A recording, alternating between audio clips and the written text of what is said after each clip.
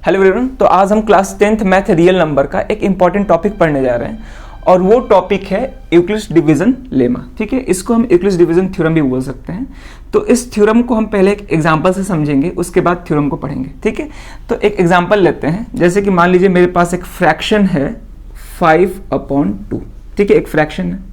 इस फ्रैक्शन का मतलब क्या होगा कि 5 को हम 2 से डिवाइड कर रहे हैं। इसका मतलब तो यही हुआ, 5 को हम 2 से डिवाइड कर रहे हैं। तो अगर हम 5 को 2 से डिवाइड करेंगे तो ये 2 टाइम्स में 4 आएगा और यहाँ पे रिमाइंडर क्या बच जाएगा, 1 आ जाएगा। ठीक है, तो ये हम पहले भी करते आ रहे हैं इस तरह के डिवीजन को, काफ़ी आसान है। ठीक है, अब इसमें एक चीज़ ऑब्जर्व किए होंगे या फिर पहले भी पढ़े होंगे कि जिस भी नंबर को हम डिवाइड करते हैं, जिस भी नंबर को हम डिवाइड करते हैं उसको हम बोलते हैं डिविडेंड। और जिस नंबर से इसको डिवाइड करते हैं, तो यहां पे 5 को किससे डिवाइड कर रहे हैं, 2 से डिवाइड कर रहे हैं, तो इसको हम क्या बोलते हैं, डिवाइजर। ठीक है, और यहां पे जो राइट साइड में हमको नंबर मिला है, पॉजिटिव नंबर, इसको हम क्या बोलते हैं, कोसेंट। और लास्ट में सब्ट्रैक्ट करने के बाद जो भी मेरे पास बचता है उसको क्या बोलते हैं, रिमाइंडर। ठीक है, तो ये तो पहले से भी पढ़ते आ रहे हैं कि बीच वाले पार्ट को डिविडेंड बोलते हैं और इस नंबर को जो भी नंबर डिवाइड करता है उसको डिवाइजर, राइट साइड वाले को कोसेंट, और जो भी बच गया उसको हम क्या बोलते हैं, रिमाइंडर बोलते हैं। ठीक है, बढ़िया है। अब एक और लेते हैं। जैसे कि मान लेते हैं हम 6 को 3 से डिवाइड कर रहे हैं।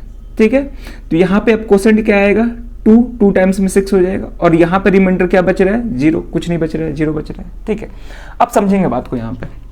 ठीक है, या फिर एक और एग्जाम्पल लेते हैं उसके बाद हम, तो ये हम लेते हैं 4 को 2 से डिवाइड कर रहे हैं, ये 2 टाइम्स में 4 चल जाएगा और यहाँ पे रिमाइंडर क्या बच गया, 0 बच गया। ठीक है, अब समझेंगे बात को। इस केस में हम 5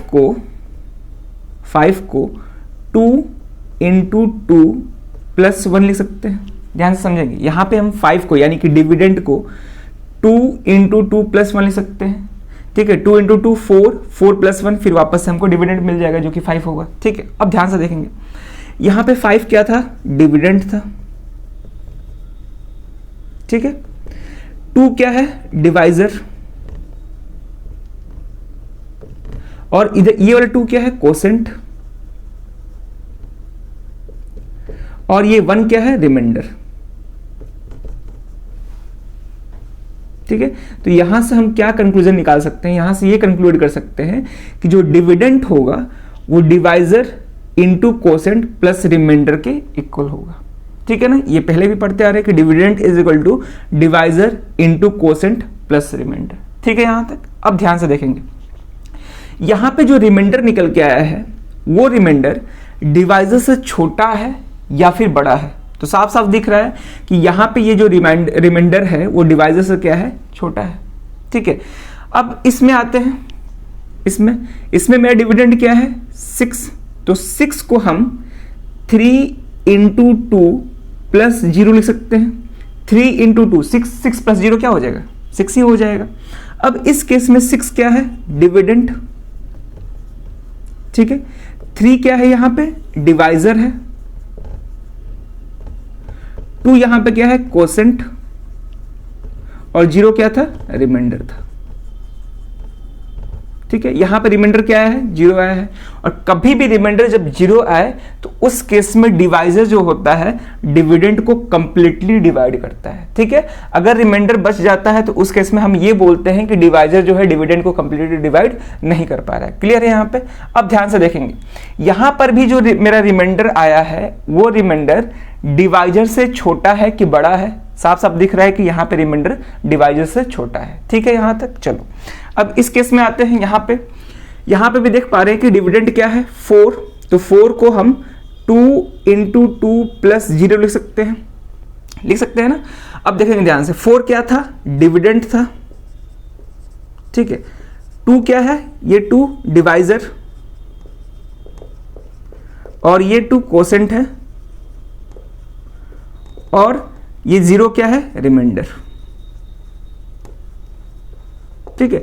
तो यहां से हम ये कंक्लूड कर लिए कि किसी भी पॉजिटिव इंटीजर को किसी दूसरे पॉजिटिव इंटीजर से डिवाइड करते हैं तो ये रिलेशन हमेशा हर एक पॉजिटिव इंटीजर के लिए सेटिस्फाई करता है। कौन सा relation? Dividend is equal to divisor into quotient plus remainder. ठीक है, कोई भी दुनिया का कोई भी पॉजिटिव इंटीजर ले ले और उसको हम दूसरे पॉजिटिव इंटीजर से डिवाइड करते हैं तो ये रिलेशन हमेशा और हमेशा सेटिस्फाई करता है। ठीक है, यहां तक अब ध्यान से देखेंगे। इस पर्टिकुलर केस में भी मेरा रिमाइंडर क्या है? 0 है और ये रिमाइंडर डिवाइजर से छोटा है कि बड़ा है? तो डिवाइजर 2 है और 2 से 0 क्या होता है? छोटा होता है। तो यहां भी रिमाइंडर क्या है? डिवाइजर से छोटा है। तो यहां से एक और बात हम कंक्लूड कर लिए कि जो भी रिमाइंडर आता है जब भी हम लॉन्ग डिवीजन प्रोसेस, ये जो भी हम डिवीजन कर रहे हैं ये कौन सा डिवीजन है? लॉन्ग डिवीजन प्रोसेस है जो पहले से पढ़ते आ रहे हैं। ठीक है, तो लॉन्ग डिवीजन प्रोसेस में जो भी मेरा रिमाइंडर आता है वो रिमाइंडर या तो 0 के इक्वल होता है या फिर डिवाइजर से छोटा होता है। जैसे इन दोनों केस में रिमाइंडर क्या निकल के आया था? 0 निकल के आया था। और जब रिमाइंडर 0 निकल के आए तो उस केस में डिवाइजर डिविडेंड को कंप्लीटली डिवाइड करता है। इस बात को याद रखेंगे। ठीक है, तो इन दोनों केस में रिमाइंडर क्या आ रहा है? 0 आ रहा है और इस केस में रिमाइंडर क्या आ रहा है? डिवाइजर से छोटा आ रहा है। तो रिमाइंडर के पॉसिबिलिटीज क्या हो सकते हैं? तो या तो रिमाइंडर 0 के इक्वल आ सकता है या फिर डिवाइजर से छोटा आ सकता है। कभी भी डिवाइजर से बड़ा या फिर डिवाइजर के इक्वल रिमाइंडर नहीं आता है। इस बात को ध्यान में रखेंगे। ठीक है, तो इसी बात को हम यहाँ पे लिख रहे हैं कि जो रिमाइंडर होता है लॉन्ग डिवीजन प्रोसेस में, मतलब कोई भी डिवीजन प्रोसेस में, केवल इसको हम लॉन्ग डिवीजन प्रोसेस बोलते हैं। ठीक है, अब देखेंगे ध्यान से यहाँ पे। ठीक है, तो यहां से हम ये बात बोल सकते हैं कि जो भी मेरा रिमाइंडर होता है वो डिवाइजर से छोटा होता है और 0 से बड़ा या फिर 0 के इक्वल हो सकता है। ठीक है, ये 0 से बड़ा 0 से इक्वल हो सकता है। तो ये बात को याद रखेंगे कि रिमाइंडर हमेशा डिवाइजर से छोटा और 0 से बड़ा या फिर इक्वल हो सकता है। ठीक है, यहां तक। अब ठीक है, अब ध्यान से देखेंगे। अब यहाँ पे हम कोसेंट पे बात करते हैं। आपको ये पूछे कि कोसेंट जो है डिविडेंड से बड़ा होता है या फिर छोटा होता है, तो याद रखेंगे कि जो भी कोसेंट निकल के आता है वो डिविडेंड से हमेशा छोटा होता है, लेकिन केवल एक केस में कोसेंट और डिविडेंड इक्वल भी होता है। वो केस क्या है अभी बता रहे हैं। ठीक है, लेकिन अभी फिलहाल में ये बात याद रखेंगे कि जो भी कोसेंट होता है वो कोसेंट डिविडेंड से छोटा होता है। ठीक है, अब एक केस है जिसमें कोसेंट और डिविडेंड दोनों ही इक्वल होता है। किस केस में? जब हम डिविडेंड को 1 से डिवाइड करते हैं। ठीक है, यानी कि मेरा जब डिवाइजर 1 होता है तो उस केस में कोसेंट और डिविडेंड दोनों इक्वल होते हैं। जैसे एग्जांपल, जैसे 5 हम लेते हैं और 5 को 1 से डिवाइड कर रहे हैं तो यहाँ पे डिवाइजर क्या है? मेरा 1 है। ठीक है, तो अगर हम 5 को 1 से डिवाइड करेंगे तो कोसेंट क्या आएगा? 5 निकल के आएगा। ठीक है, तो इस केस में देख पा रहे हैं कि डिविडेंड और कोसेंट दोनों ही क्या है? इक्वल है। ठीक है, तो कोसेंट या तो डिविडेंड से छोटा होता है या फिर उसके इक्वल भी होता है, केवल एक केस में जब डिवाइजर 1 हो। समझे? तो यूक्लिड्स डिवीजन लेमा में हम यही पढ़ते हैं कि फिर हम इसको डिफिनेशन को पढ़ते हैं कि for any two given positive integers a and b there exist unique integers q and r such that a is equal to bq plus r where r is greater than equal to 0 but less than b। ठीक है, अब question ये है कि यहाँ पे small a small b क्या represent कर रहा है? तो याद रखेंगे कि यहाँ पे हम डिविडेंड को स्मॉल a से रिप्रेजेंट करते हैं, डिवाइजर को स्मॉल b से रिप्रेजेंट करते हैं, कोसेंट को q से और रिमाइंडर को r से। तो जब इसी पूरे रिलेशन को हम स्मॉल a स्मॉल b के टर्म में लिखेंगे तो वो क्या हो जाएगा? वो हो जाएगा a is equal to B Q plus R. ठीक है, जहां पे रिमाइंडर 0 से बड़ा या 0 के इक्वल और डिवाइजर से छोटा।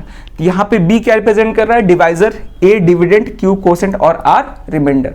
तो यूक्लिड्स डिवीजन लेमा या थ्योरम में यही चीज बोला गया है, लेकिन इसको सेंटेंस फॉर्म में केवल बोल दिया गया है। जो भी हम लॉन्ग डिवीजन प्रोसेस में जो भी हम मेथड यूज करते हैं उसी रिलेशन को यहाँ पे सेंटेंस फॉर्म में केवल बोल दिया और कोई खास बात नहीं है। ठीक है, चलिए फिर अब एक और बात समझेंगे कि यहां पे लिखा हुआ है for any two given positive integers a and b। ठीक है, लेकिन इसको हम मॉडिफाई करके ऐसे भी बोल सकते हैं for any two given integer. ठीक है, जरूरी नहीं है कि ये जो यूक्लिड्स डिवीजन लेमा है वो केवल पॉजिटिव इंटीजर्स के लिए ही एप्लीकेबल है, ऐसा कोई नहीं है। ठीक है, ये किसी भी इंटीजर्स के लिए एप्लीकेबल है, नेगेटिव इंटीजर्स के लिए, पॉजिटिव किसी भी इंटीजर्स के लिए हम यूक्लिड्स डिवीजन लेमा को मतलब ये जो रिलेशन है एप्लीकेबल होता है। ठीक है, चलिए फिर तो इस पूरे बोर्ड में जो भी इंपॉर्टेंट लगे उसको पहले नोट करें, फिर और आगे डिस्कस करते हैं। तो यूक्लिड्स डिवीजन लेमा समझ में आ गया होगा। इसमें क्या है कि किसी भी पॉजिटिव इंटीजर को किसी दूसरे पॉजिटिव इंटीजर से डिवाइड करते हैं, या फिर सिंपली इंटीजर भी बोल सकते हैं, ठीक है ना। तो किसी दूसरे इंटीजर से डिवाइड करते हैं तो ये रिलेशन हमेशा सेटिस्फाई होता है। कौन सा relation? Dividend is equal to divisor into quotient plus remainder. ठीक है, तो केवल इसी रिलेशन को यहाँ पे सेंटेंस फॉर्म में लिख दिया है और कुछ बड़ा चीज नहीं है। ठीक है, और यहाँ पे रिमाइंडर का कंडीशन है कि रिमाइंडर हमेशा डिवाइजर से छोटा होता है या फिर 0 या 0 के इक्वल होता है। ठीक है, अगर यहाँ पे डिविडेंड को a से रिप्लेस करते हैं, डिवाइजर को b से रिप्लेस करते हैं, तो ये हमको मैथमेटिकल एक्सप्रेशन मिलता है और इसी को हम क्या बोलते हैं? यूक्लिड्स डिवीजन लेमा बोलते हैं। Euclid's division lemma. ठीक है, यूक्लिड्स डिवीजन लेमा यही है, मतलब ये भी यूक्लिड्स डिवीजन लेमा है, लेकिन यहाँ पे जो साइंटिस्ट दिए थे वो ये मैथमेटिकल फॉर्म दिए थे, एक्सप्रेशन ये दिए थे, तो हम इसी का यूज करते हैं। ठीक है, चलिए फिर अब ध्यान से देखेंगे। अब यहाँ पे और भी कुछ बातें हैं, जैसे कि मान लेते हैं कि मेरे पास एक पॉजिटिव इंटीजर है। मान लेते हैं कि मेरे पास एक a पॉजिटिव इंटीजर है। ठीक है, पॉजिटिव इंटीजर है। ठीक है, आप समझेंगे बहुत ध्यान से। अगर हम इस a पॉजिटिव इंटीजर को 2 से डिवाइड करते हैं, ठीक है, इस a कोई भी पॉजिटिव इंटीजर 2, 3, 4, 5, क्योंकि यहाँ पे पॉजिटिव इंटीजर पे ही बात कर रहा है, इसलिए हम पॉजिटिव इंटीजर ही लिए। ठीक है, और पूरे रियल नंबर चैप्टर में हम पॉजिटिव इंटीजर्स पे ही बात करेंगे। वैसे तो ये किसी भी इंटीजर्स के लिए एप्लीकेबल है, लेकिन यहाँ पे पॉजिटिव इंटीजर। तो मान लेते हैं मेरे पास कोई एक पॉजिटिव इंटीजर a है, इस a को हम 2 से डिवाइड कर रहे हैं, तो डिवाइजर क्या हो गया? 2 हो गया। ठीक है, तो अगर हम इस a को 2 से डिवाइड करेंगे तो रिमाइंडर आने के पॉसिबिलिटीज क्या क्या है? तो अभी रिमाइंडर का कंडीशन है कि जो भी रिमाइंडर आता है वो डिवाइजर से छोटा होता है और 0 से बड़ा या 0 के इक्वल होता है। ठीक है, तो यहाँ पे जो भी रिमाइंडर निकल के आएगा, ध्यान से समझेंगे, यहाँ पे जो भी रिमाइंडर निकल के आएगा वो रिमाइंडर 0 से बड़ा या 0 के इक्वल और डिवाइजर से छोटा। तो डिवाइजर क्या है? यहाँ पे 2 है, 2 से छोटा। तो यहाँ पे रिमाइंडर क्या क्या आ सकते हैं? रिमाइंडर यहाँ पे आ सकता है 0 हो सकता है रिमाइंडर, और 1 हो सकता है। क्या 2 भी हो सकता है? 2 नहीं हो सकता है। क्यों? क्योंकि रिमाइंडर डिवाइजर के इक्वल नहीं होता है, ना ही उससे बड़ा होता है, उससे छोटा होता है। ठीक है, तो ये 2 पॉसिबिलिटीज है रिमाइंडर आने के। ठीक है, जस्ट वैसे ही इस पॉजिटिव इंटीजर को हम अगर 3 से डिवाइड करते हैं तो यहाँ पे रिमाइंडर आने के पॉसिबिलिटीज क्या है? तो यहाँ पे रिमाइंडर आने के पॉसिबिलिटीज है 0, 1 और 2। ठीक है, 3 कभी नहीं आ सकता है। जस्ट वैसे ही अगर हम इसको 4 से डिवाइड कर रहे हैं तो रिमाइंडर क्या क्या आ सकते हैं? 0, 1, 2, 3 आ सकते हैं। क्या 4 भी आ सकता है? नहीं, 4 नहीं आ सकता है। ठीक है, तो इस बात को याद रखेंगे कि किसी भी पॉजिटिव इंटीजर को किसी दूसरे पॉजिटिव इंटीजर से डिवाइड करते हैं तो जो भी रिमाइंडर आता है वो रिमाइंडर का जो नंबर होता है, पॉसिबिलिटीज होता है, वो डिवाइजर के इक्वल होता है। जैसे यहाँ पे डिवाइजर 2 है तो रिमाइंडर आने के पॉसिबिलिटीज कितने हैं? 2 हैं। यहाँ पे डिवाइजर 3 है तो रिमाइंडर आने के पॉसिबिलिटीज कितने हैं? 3 है। यहाँ पे डिवाइजर 4 है तो रिमाइंडर आने के पॉसिबिलिटीज कितने होंगे? 4 होंगे। जस्ट वैसे ही अगर डिवाइजर 5 होगा तो उस केस में रिमाइंडर आने के पॉसिबिलिटीज 5 होंगे। ठीक है, तो इस बात को भी ध्यान में रखेंगे और इस चीज का यूज करेंगे हम क्वेश्चंस को सॉल्व करने के लिए। ठीक है ना, चलिए फिर अब हम एक और बात को समझते हैं। ठीक है, यहाँ पे एक नोट में स्टेटमेंट लिखे हैं, ये स्टेटमेंट, इस स्टेटमेंट को हम समझते हैं। यहाँ पे क्या दिया हुआ है?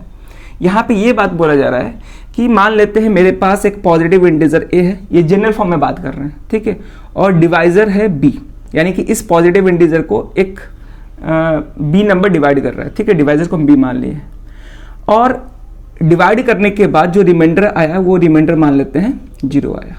तो इस केस में हम बोल सकते हैं कि b डिवाइड्स a कंप्लीटली। इस बात को हम पहले भी बताए थे कि अगर रिमाइंडर 0 आए तो उस केस में हम बोलते हैं कि जो भी मेरा डिवाइजर है डिविडेंड को कंप्लीटली डिवाइड करता है। ठीक है, कंप्लीटली। अब इसी चीज को एक सिंबल के फॉर्म में लिखने कैसे लिखते हैं? तो इसी चीज को रिप्रेजेंट करने का एक और तरीका है ये सिंबल। ठीक है, यानी कि यहां पे हम क्या करते हैं कि डिविडेंड को एक वर्टिकल लाइन ड्रॉ करते हैं और वर्टिकल लाइन के राइट साइड में डिविडेंड को लिखते हैं और वर्टिकल लाइन के लेफ्ट साइड में डिवाइजर को लिखते हैं। ठीक है, तो ये सिंबल ये बताता है कि यहाँ पे b जो है a को कंप्लीटली डिवाइड कर रहा है, ठीक है। अब ध्यान से देखेंगे, अगर मान लेते हैं कहीं ऐसा लिखा गया है, इसका मतलब क्या होगा, इसका मतलब ये होगा कि b जो है a को कंप्लीटली डिवाइड नहीं कर पा रहा है। यहाँ पे हम क्या किए हैं, वर्टिकल लाइन को ड्रॉ करके उसको हम कट किए हैं, तो यहाँ पे ये रिप्रेजेंट कर रहा है कि डिवाइजर जो है डिविडेंड को कंप्लीटली डिवाइड नहीं कर पा रहा है। तो बहुत जगह ये भी देखने को मिल सकते हैं। और यहाँ पे लिखा भी गया है कि if b divides a completely, symbol form में लिखा गया है, then remainder equal to 0, remainder जाहिर सी बात है 0 होगा। Otherwise r satisfies the stronger inequality r less than b और ग्रेटर देन 0, यानी कि अगर डिवाइजर डिविडेंड को कंप्लीटली डिवाइड नहीं कर पाएगा तो उस केस में रिमाइंडर डिवाइजर से छोटा होगा और 0 से बड़ा होगा, यानी कि दोनों के बीच में होगा रिमाइंडर, ठीक है।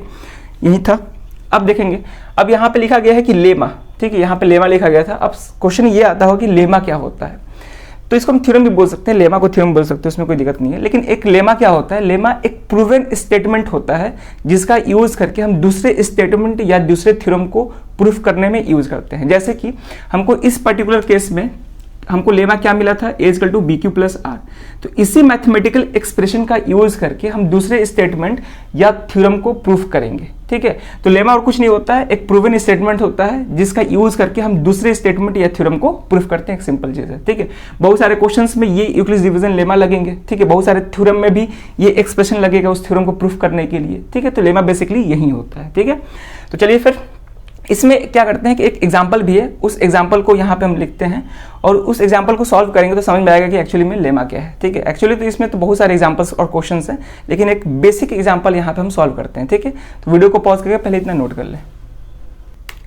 अब हम यहाँ पे एक क्वेश्चन देखते हैं, एग्जाम्पल देखते हैं। एग्जाम्पल क्या है कि a number when divided by 73 gives 34 as quotient and 23 as remainder, find the number, ठीक है। अब इस क्वेश्चन में क्या है कि एक नंबर है जिसको हम 73 से डिवाइड कर रहे हैं, तो वहां पे हमको 34 क्वोशेंट मिल रहा है और 23 रिमाइंडर मिल रहा है। तो हमको नंबर बताना है कि वो नंबर क्या है, ठीक है। तो मान लेते हैं कि वो नंबर x है जिसको हम 73 से डिवाइड कर रहे हैं। तो इस x नंबर को जब हम 73 से डिवाइड कर रहे हैं तो क्वोशेंट हमको क्या मिल रहा है, 34, और डिवाइड करने के बाद रिमाइंडर क्या आ रहा है, 23। तो हमसे पूछ रहा है कि वो नंबर कौन सा है, वो x का वैल्यू बताओ, ठीक है। तो कैसे करेंगे, ध्यान से देखेंगे। तो यहां पे हम देख पा रहे हैं कि ये जो x है ये क्या है, डिविडेंट है, ठीक है। ये क्वोशेंट है, ये रिमाइंडर है और ये क्या है, डिवाइजर है, ठीक है। डिवाइजर को किससे रिप्रेजेंट करते हैं, p से रिप्रेजेंट करते हैं, ठीक है। अब ध्यान से देखेंगे, यहाँ पे और भी चीज अगर ऑब्जर्व करते होंगे तो यह जो रिमाइंडर आया है वो रिमाइंडर डिवाइजर से छोटा है और छोटा होना भी चाहिए, ठीक है।